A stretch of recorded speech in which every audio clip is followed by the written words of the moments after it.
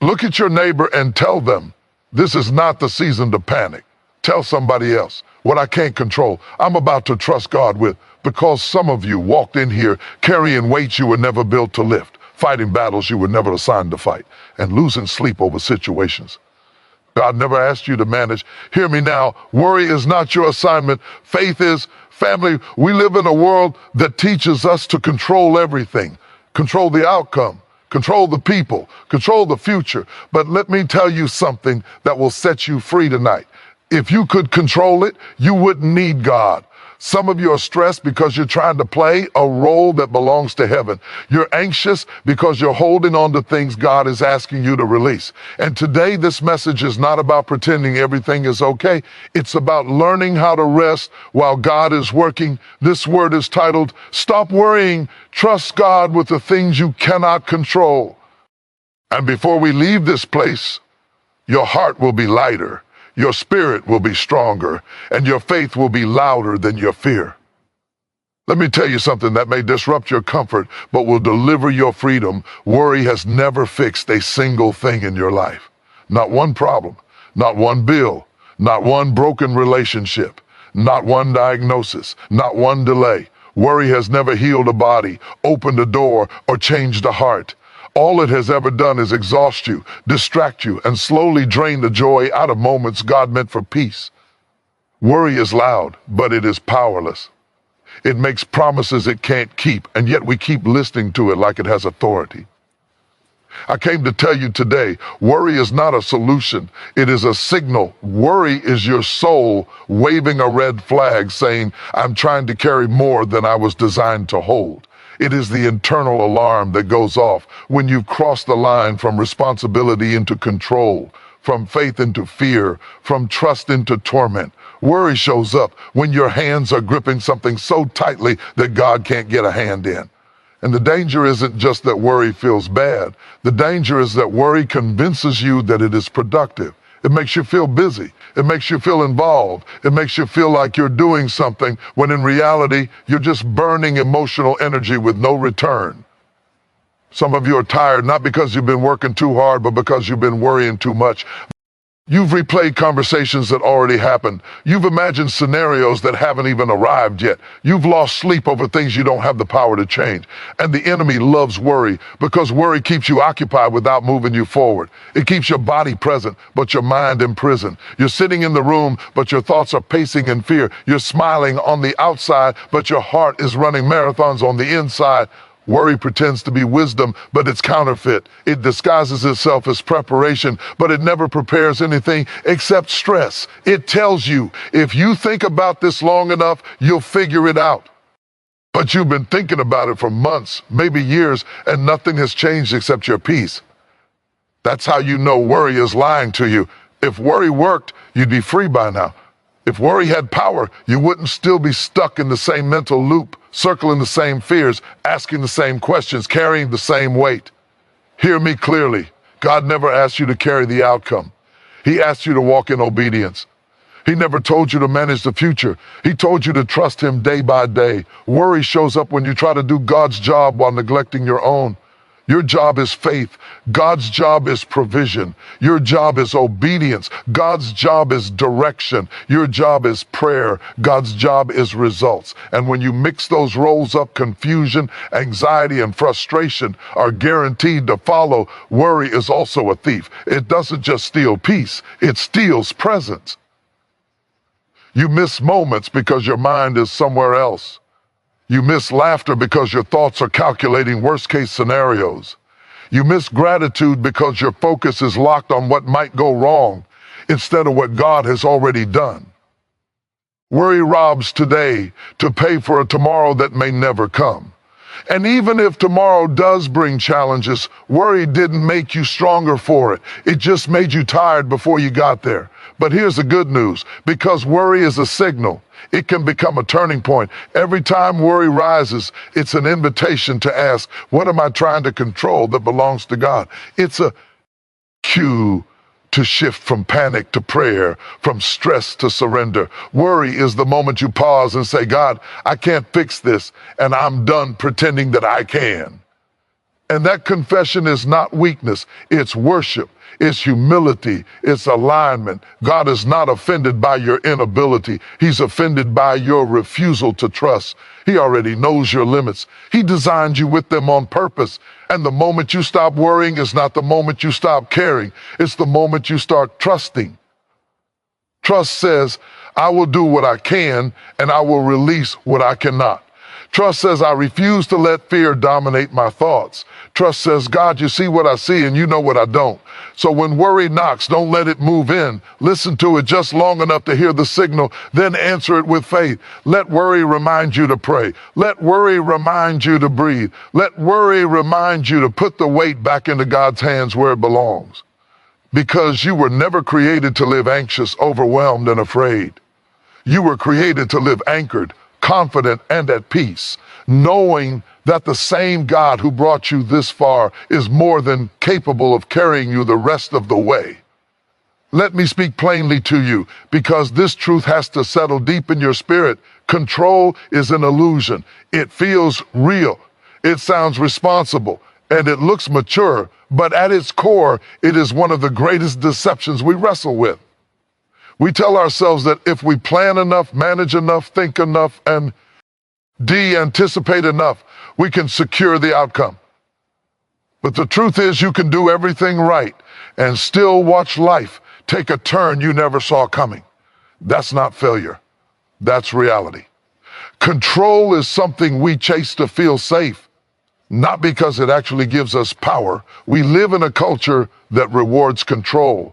From a young age, we're taught to map out our lives, lock down every variable, and stay 10 steps ahead. And planning has its place.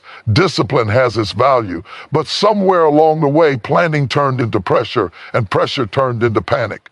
We stopped preparing and started gripping. We stopped trusting and started forcing. And the more we try to control, the more anxious we become, because deep down we know we're holding on to something that can slip at any moment. Control is exhausting because it requires you to pretend you're in charge of things you were never meant to govern. You can control your effort, but not the response. You can control your choices, but not the consequences. You can control your attitude, but not other people's actions. And yet, many of us are worn down because we're trying to micromanage relationships, outcomes, timing, and approval. Things that are far beyond our authority. That's why peace disappears when control takes over, because peace only lives where trust is present. The illusion of control makes you believe that letting go is dangerous, when in reality, holding on too tightly is what's hurting you. You think if you release it, everything will fall apart. But what if the opposite is true? What if things are falling apart because you won't release them? What if God is waiting for you to loosen your grip so he can realign what you've been straining to hold together? You're calling it responsibility, but heaven is calling it fear. Control also distorts your view of God.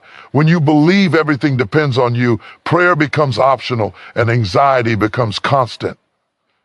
You stop asking God for guidance and start asking him to bless decisions you already made in panic. You don't consult him, you inform him. And without realizing it, you shift from partnership to pressure, from faith to self-reliance. That's a heavy burden for a human soul to carry, because you were never designed to be your own source. Let me tell you something freeing. God never asked you to be in control. He asked you to be faithful. Faithful in showing up, faithful in obedience, faithful in trusting him when the path doesn't make sense. Control demands certainty before movement, but faith moves even when clarity is incomplete. Control says, show me the whole staircase. But faith says, I'll take the next step because I trust who's guiding me. And that's where peace lives. Not in certainty, but in confidence in God. The illusion of control will also make you harsh with yourself. When things don't go as planned, you blame yourself endlessly. You replay decisions, criticize your judgment, and punish yourself for not foreseeing the unforeseeable. But hear this clearly. Not everything that goes wrong is your fault. Some things are simply part of being human in a broken world. Some lessons can only be learned through surrender. Some doors only open when you stop trying to pry them apart with your own strength. When you release control, you don't become careless. You become lighter. You still plan, but you don't panic. You still prepare, but you don't obsess. You still work, but you don't worship the work. You understand the difference between doing your part and doing God's part. You plant the seed, God brings the growth. You make the call, God changes the heart. You show up, God opens the door. That balance is where spiritual maturity lives. Letting go of control doesn't mean you stop caring. It means you stop carrying what's crushing you. It means you trust that God sees what you cannot see, knows what you do not know, and is already working in ways you cannot measure. It means you stop fighting yesterday, stop fearing tomorrow, and start living fully today. Control keeps you tense. Trust keeps you steady. And here's the turning point. The moment you admit you are not in control is the moment you discover you are not alone. God has never been waiting for you to figure it all out. He's been waiting for you to lean in. When you release control, you make room for grace. When you loosen your grip, you strengthen your faith. When you stop trying to hold everything together, you finally allow God to do what only He can do. So take a breath. You don't have to manage everything. You don't have to predict every outcome. You don't have to carry the future on your shoulders. Control was never yours to begin with, and that's not bad news. That's freedom. Let me take you to a place that most people fear, but heaven recognizes as sacred. It is the place where your strength runs out, where your plans hit a wall, where your answers dry up, and your confidence in yourself begins to crumble. We've been taught to avoid that place, to rush past it, to fix it quickly, to hide it with noise and activity. But hear me carefully. That place is not your defeat. That place is your doorway, because faith does not begin where you feel capable. It begins where you finally admit that you are not. As long as you believe you can handle everything on your own, faith remains theoretical. It sounds good. It looks spiritual. It fits nicely into conversation, but it doesn't move mountains. Faith becomes real when control ends. Faith is born the moment you say, God, I don't know how to do this. It's not when you have the plan. It's not when you've figured out the strategy. It's when you reach the edge of yourself and realize that if God doesn't show up, this will not work. Control keeps you busy, but it keeps God at a distance. Not because He leaves, but because you don't leave Him any room to move. You're steering, adjusting, correcting, and compensating so constantly that there's no space for divine direction. Eighth, on the other hand, is the courage to step back and say, I trust you more than I trust my understanding. And that is terrifying for the mind, because the mind wants guarantees. But faith was never meant to satisfy your need for certainty. It was meant to anchor your soul in God's character. We confuse faith with confidence in outcomes, but real faith is confidence in God. Outcomes change, situations shift, people are unpredictable, but God is consistent. Faith doesn't say, I know how this will end. Faith says, I know who is with me in the middle. And when control ends, faith finally has permission to breathe. You stop demanding answers and start leaning on assurance. You stop asking how and start trusting who. There is a reason God allows you to reach the end of your rope. It's not punishment, it's positioning. As long as you're holding on to the illusion of control, you'll keep trying to rescue yourself. But when your grip weakens, your dependence deepens. And dependence on God is not weakness, it's alignment. It's how you were designed to live. Faith is not God helping you do what you can already do. It's God doing what you cannot do because you trusted Him enough to step aside. This is where many people struggle. We want faith to be added to our control, not to replace it. We want God to co-sign our plans, not redirect our steps. We want Him to bless what we're building, not interrupt it. But faith that never costs you control is not faith, it's preference. Eighth requires surrender. It requires you to release the wheel and believe that God knows the road better than you do, even when the path feels unfamiliar and uncomfortable. When control ends, your prayers change. They become less polished and more honest. You stop performing and start pouring out your heart. You stop explaining and start trusting. You stop bargaining and start believing. That's when heaven responds, not to your perfection, but to your humility. God is drawn to a surrendered heart. Not because it's strong, but because it's open. Faith also grows in the silence that follows surrender. When you've done everything you can do and there's nothing left to manage, something shifts inside you. You stop striving and peace begins to take root. Not because the situation changed, but because your posture did. You're no longer fighting for control. You're resting in trust. And that rest is not passive, it's powerful.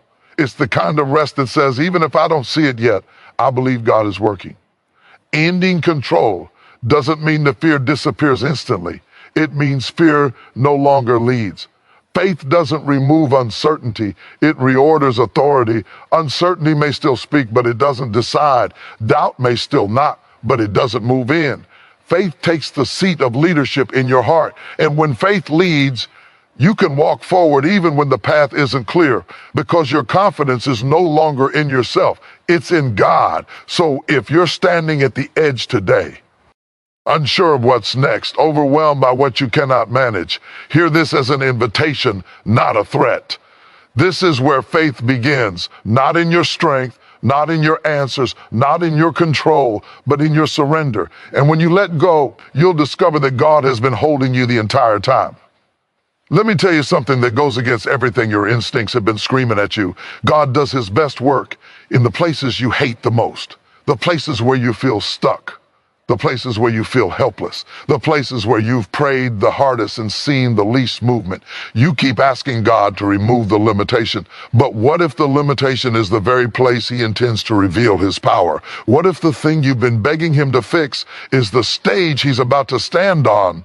We've been conditioned to believe that strength attracts God, that readiness qualifies us for miracles, that competence earns divine intervention.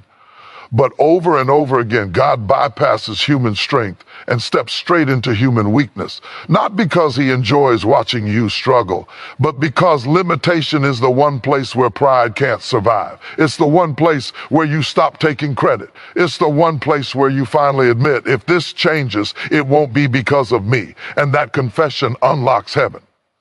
You see, when you can fix it, you tend to trust yourself. When you can manage it, you lean on your own understanding. When you can control it, you don't need faith. You just need effort. But when you reach a wall you cannot climb, a door you cannot open, a problem you cannot solve, something shifts. You either give up in despair or you look up in dependence. And God specializes in moments where looking up is your only option. Your limitation is not proof that God has left you. It is proof that God is inviting you deeper, deeper into trust, deeper into surrender, deeper into a faith that doesn't rely on logic or evidence. Because miracles don't grow in comfort zones. They grow in impossible spaces. They grow where human ability ends and divine authority begins. Think about how many times you've said, I've done all I can do. We say it with frustration, with exhaustion, sometimes even with bitterness. But heaven hears that sentence differently. Heaven hears it as a signal. When you say, I've done all I can, God says, good. Now I can do what only I can do. Your limitation is not a dead end. It's a handoff. It's the moment where responsibility shifts from your strength to his sovereignty. We often misunderstand God's silence in our limitations. We think silence means absence. We think delay means denial. We think struggle means failure. But sometimes God is quiet because he's working in ways you wouldn't understand even if he explained them. Sometimes he doesn't remove the obstacle because he's using it to shape you, mature you, humble you, and prepare you for what's next. You want relief, but God wants transformation. Transformat. Ion often requires pressure. There are things God will never fix the way you expect because fixing them would keep you dependent on solutions instead of dependent on him. If he solved every problem instantly, you'd never learn to trust his timing. If he removed every weakness immediately, you'd never learn where your true strength comes from. Limitation teaches you to pray differently. It strips your prayers of performance and fills them with honesty. It turns polished words into desperate faith, and God responds to that kind of prayer. Your limitation also protects you. That's hard to accept, but it's true. There are doors you beg God to open that would have destroyed you if you walked through them too early. There are paths you wanted to take that would have fed your ego but starved your soul. The limitation slowed you down, not to punish you, but to preserve you. What felt like restriction was actually redirection. And here's the part you need to hear clearly. God does not measure your life by what you lack. He measures it by your willingness to trust Him with what you cannot control. Heaven is not impressed by self-sufficiency. Heaven responds to surrender. When you stop pretending you're strong enough and start believing that God is more than enough, something breaks in the spiritual realm. God works best in what you can't fix, because that's where faith is pure. No applause, no credit, no confusion about who did it. When the breakthrough comes, you won't be able to explain it logically. You won't be able to trace it back to a strategy. You won't be able to point to your effort. You'll just say it had to be God. And that's exactly how He wants it. So stop despising your limitation. Stop speaking to it like it's your enemy. It might just be the very place God is about to show Himself strong in your life. You're not behind. You're not forgotten. You're not failing. You're standing on holy ground, the place where human strength ends and divine power begins. Let me say this in a way your heart can hear it. Not just your mind. Anxiety does not appear out of nowhere. Grows quietly, gradually, almost invisibly. It grows in the spaces where trust has been crowded out by fear, where confidence in God has been replaced by confidence in worst-case scenarios. Anxiety is not the absence of faith. It is what happens when faith is starved. And the reason it feels so overwhelming is because whatever you feed will eventually take over. You don't wake up one day completely anxious. You wake up one day after weeks, months, maybe years of entertaining fearful thoughts without challenging them. You rehearse what could go wrong more than you rehearse what God has already done. You gave your attention to uncertainty and wondered why peace stopped visiting your heart. Attention is nourishment. What you focus on grows. What you magnify gains power. And anxiety feeds on constant focus. Fear is persuasive. It doesn't shout at first. It whispers. It's RTS with what if. What if it doesn't work out? What if you fail? What if they leave? What if you're not enough? And the more you entertain those questions without anchoring them in trust, the louder they become. Faith, on the other hand, doesn't survive on autopilot. It must be fed intentionally. Faith grows when you remind yourself who God is, not when you obsess over what might happen. Anxiety expands when trust shrinks, because trust is what keeps fear in its place. Trust says, even if I don't understand, I believe God is good. Anxiety says, if I don't understand, everything is at risk. One anchors you, the other agitates you. And the battle between anxiety and faith is rarely about circumstances, it's about focus.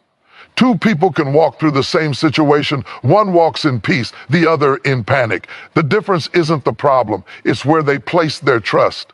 Trust is not passive optimism, it's active remembrance. It's choosing to recall God's faithfulness when your emotions want to predict disaster. Anxiety tells you to look forward with dread. Faith teaches you to look backward with gratitude. When you remember what God has already brought you through, fear loses credibility. Anxiety thrives on selective memory. It reminds you of past pain, but forgets past deliverance. The reason anxiety feels so consuming is because it demands all of you. It wants your thoughts, your imagination, your sleep, your energy. Faith asks for something different.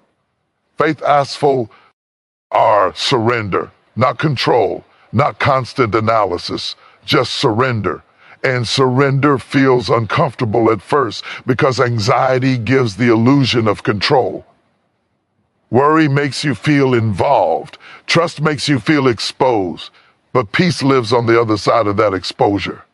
You can't feed anxiety and faith at the same time. One will always dominate. If you constantly consume fear-based information, replay negative conversations, and imagine worst-case outcomes, anxiety will grow strong. But if you intentionally feed your spirit with truth, prayer, gratitude, and God's promises, faith will rise and anxiety will lose its grip. This is not about denying reality. It's about deciding which reality has authority over your mind. Trust also shrinks anxiety because it reminds you that you are not alone in this. Anxiety isolates. It makes you feel like everything depends on you. Trust reconnects you to God's presence, to his power, to his timing. Anxiety says, if you don't fix this, everything will fall apart. Trust says, even if I can't fix this, God is still holding it together. And here's what many people miss. Anxiety is not proof that something is wrong with you. It's proof that something is misaligned. Your heart is reaching for security and it grabbed onto the wrong source. Faith realigns that reach. It redirects your dependence from your ability to God's sufficiency. And that redirection doesn't happen once. It happens daily, sometimes hourly. Trust doesn't eliminate concern. T regulates it. You still care, but you don't collapse. You still plan, but you don't panic. You still acknowledge uncertainty, but you don't let it rule you. Anxiety loses its power not when circumstances change, but when trust is restored to its rightful place. So if anxiety has been loud lately, don't condemn yourself. Instead, see it as an invitation to feed your faith again, to shift your focus, to remind your soul who God is and who you are in him. Because as trust grows, anxiety has no choice but to shrink. Let me speak to the exhausted part of you. The part that lies awake at night staring at the ceiling, replaying conversations, calculating outcomes, and worrying about tomorrow as if sleep could solve it. Let me remind you of a truth that your anxiety keeps trying to erase. You were never meant to stay awake guarding what God already promised to protect. There is something deeply spiritual about rest, and there is something deeply revealing about why we resist it. Because when you can't sleep, it's often not because the problem is too big. It's because you're trying to be God. Rest exposes trust. Sleep is the most honest confession of faith you will ever make. Every night you close your eyes, you are saying, whether you realize it or not, I believe the world will keep turning without me. And that terrifies a mind that believes everything depends on its constant attention. You think if you stay awake, you'll somehow hold things together. But the truth is, your exhaustion is not protecting anything. It's just draining you. God never sleeps, and that's not just poetic language, it's a promise. While you're tossing and turning, he's already watching. While you're worrying about tomorrow, he's already there. While you're afraid of what might happen, he's actively working on what will happen. Your staying awake does not increase his effectiveness. Your resting does not decrease his involvement. God's power is not dependent on your vigilance. We struggle with rest because rest feels like surrender, and surrender feels risky. When you stop working, thinking, planning, and worrying, you feel exposed. You feel unproductive. You feel irresponsible. But that's because we've been taught to measure our worth by our output. God measures trust differently. He sees rest as obedience. He sees sleep as faith. He sees your willingness to lay down as a declaration that you believe he is enough. Some of you are tired, not because you've been working hard, but because you've been resisting rest. You've been trying to solve tomorrow with today's strength. You've been borrowing trouble from the future and paying for it with your peace. And the problem is not the size of what you're facing. The problem is that you've forgotten who stays awake when you finally lay down. Rest is not avoidance. It's alignment. When you sleep, you're not abandoning responsibility. You're placing it back where it belongs. You're acknowledging that there are limits to your strength and trusting God to cover what you cannot. That kind of rest breaks pride. It silences fear. It tells anxiety you don't run this anymore. There is a false belief that says, if I don't worry, I don't care. But worry is not care. It's fear pretending to be responsibility. Care shows up during the day and does what it can. Faith shows up at night and rests. Worry keeps you awake. Trust lets you sleep. And the difference between the two is who you believe is in control when you're unconscious. Think about how many times God has already proven himself while you were asleep. You've woken up to solutions you didn't see coming. You've rested through nights you thought you wouldn't survive. You've slept while God rearranged circumstances, softened hearts, opened doors, and closed others for your protection. You were unconscious, but he was intentional. That alone should teach you that your rest does not interrupt his work. When you finally sleep, Something shifts in your spirit. You stop striving, you stop forcing, you stop performing, and in that stillness, peace begins to take root. Not because the problem disappeared, but because your soul remembered who holds it. Rest resets perspective. Things that felt overwhelming at night often look different in the morning, not because they changed, but because you did. God invites you into rest not as a reward for finishing everything, but as a reminder that you never had to finish everything alone. Sleep is an act of humility. It says, God, I trust you to handle what I cannot see.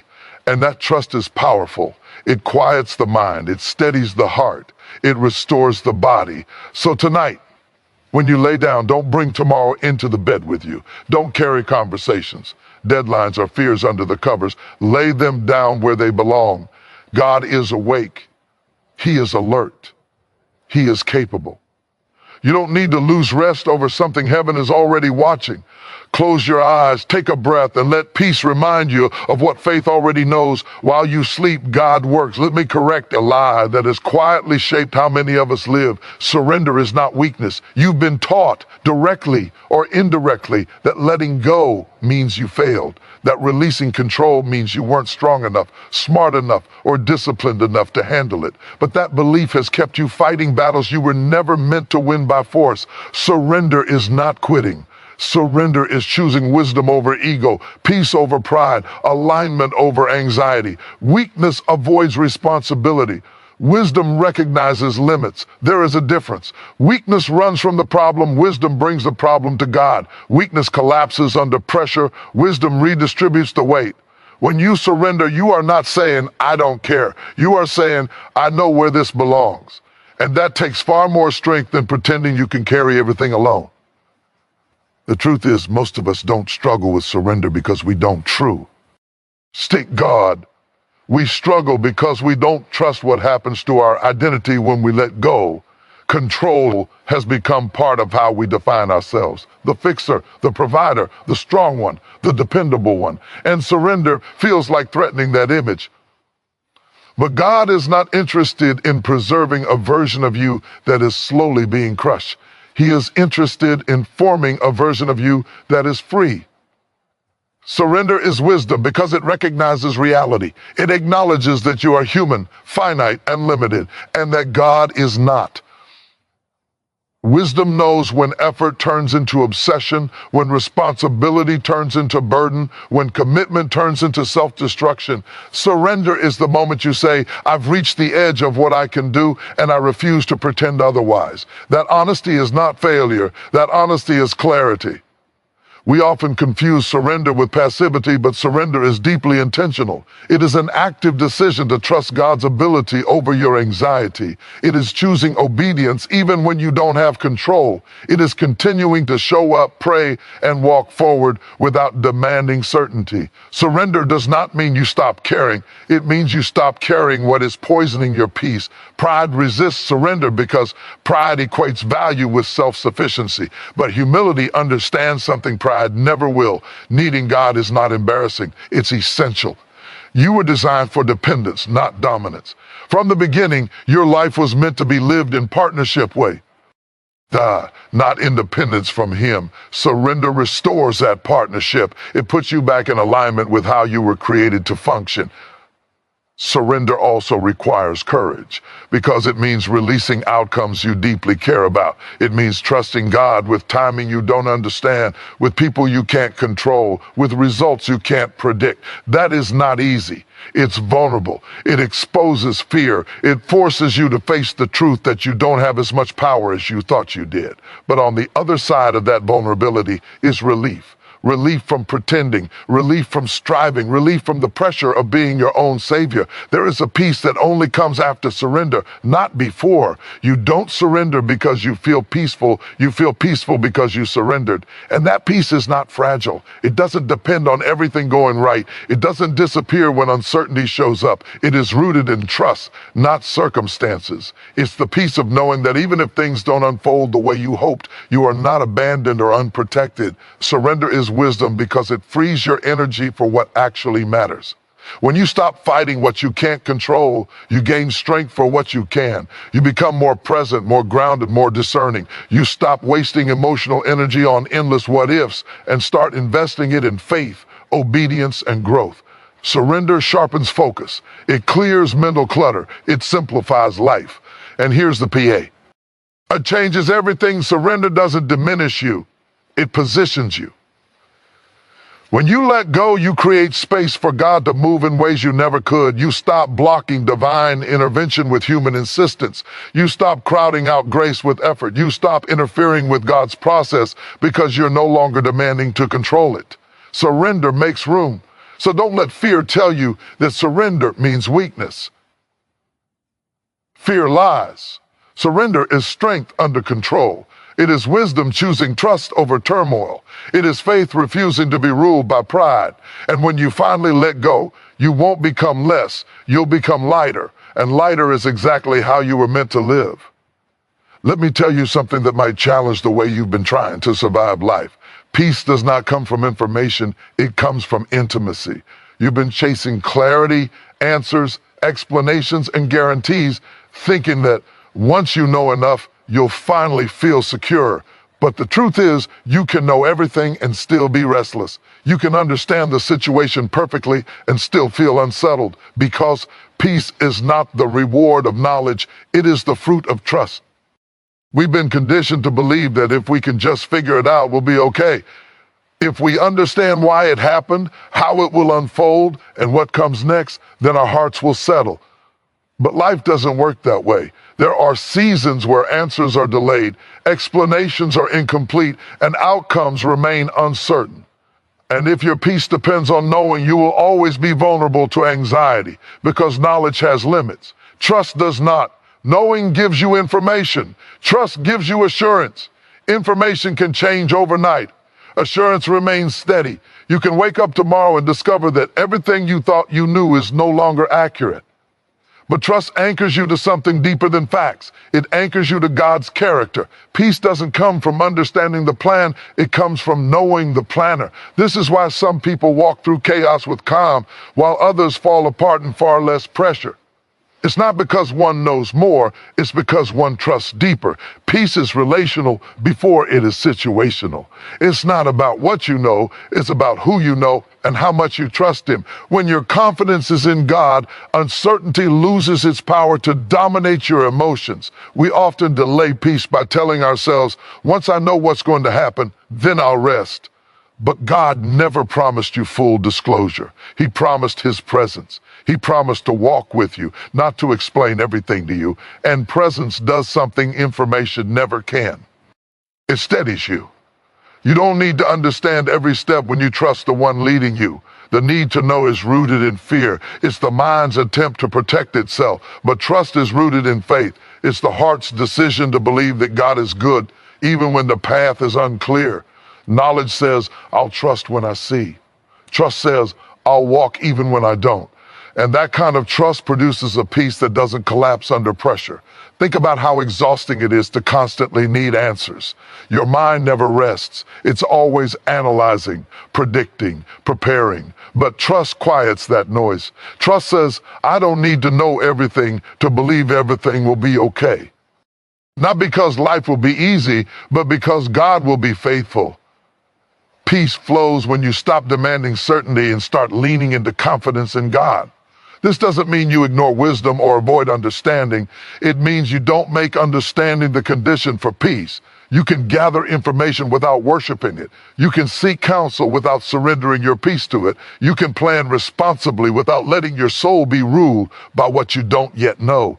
Peace comes when trust takes the lead and knowledge takes its proper place. There are moments when God intentionally withholds details, not to frustrate you, but to deepen your dependence. If He gave you everything at once, you'd rely on the information instead of the relationship. But when details are scarce, trust grows.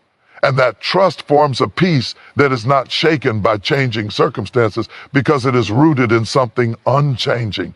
Peace doesn't mean you stop asking questions. It means your questions no longer control you. You can wonder without worrying. You can seek without spiraling. You can wait without panicking. That's the difference trust makes. It doesn't erase uncertainty. It redefines your relationship with it. So if you've been restless lately, ask yourself this, not what don't I know, but who am I trusting? Because peace will never come from having all the answers. It comes from confidence in the one who does.